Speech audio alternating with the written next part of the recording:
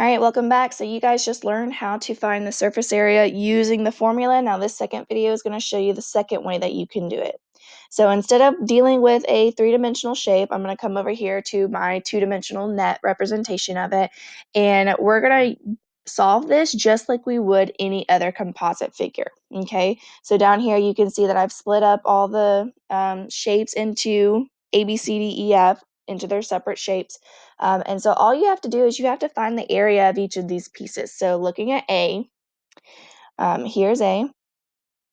Well, I need to figure out what my width and what my length are for that. So when I'm looking at my width, which is going to be this green section, what is that the same as? It's the same as the other side of E, which just also happens to be the other side of B, which I know is 4. Okay, so if I'm coming up, my width is going to be 4.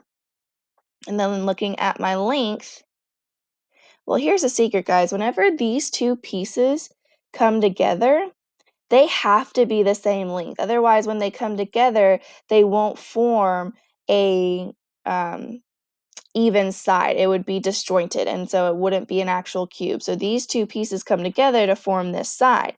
So if they're not the same length, then they're not going to form that side correctly.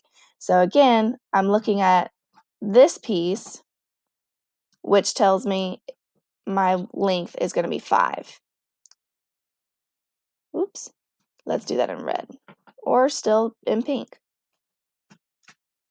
Wow, thank you. Okay, so length is 5. So when I come down to figure that out, my area formula is length times width, which we just figured out was 4 times 5, which I know is what? 20. Okay, well, here's the thing. Looking at A, does the shape of A look similar to another shape? Hopefully you said it looks like B, because it is. When you're looking at a shape, here are the things that are the same. Your top is the same thing as your bottom.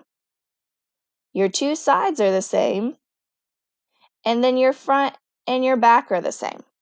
Okay, so A is my side. So this side is going to be the exact same as this side because they're parallel to each other. Okay, so when I come down to B, I don't have to do the whole work again. I can just come over and put 20 because I know that they're the exact same.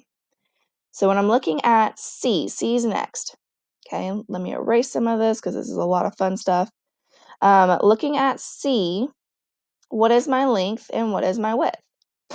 Well, those are actually given to you right there, easy peasy lemon squeezy. So we know that the shape is a rectangle. So again, length times width. And we can easily see that my length is 5 and my width is 8. And 5 times 8 is 40. So going back up, what does C look like? Which one is C the same as? So in this case, C is my front. So my back would be D. D is the same as my back. Because remember, when these two fold up, D is going to fold up to the back side. F is going to go fold over to the top.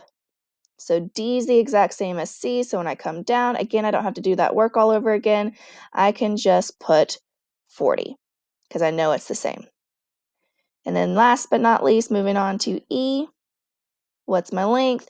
What's my width? Well, remember, my length over here is the same as my length on B, which is 4.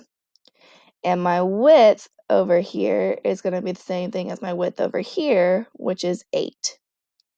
So moving down, again, it's length times width because it's a rectangle. My length and my width are 4 times 8, which is a final answer of 32.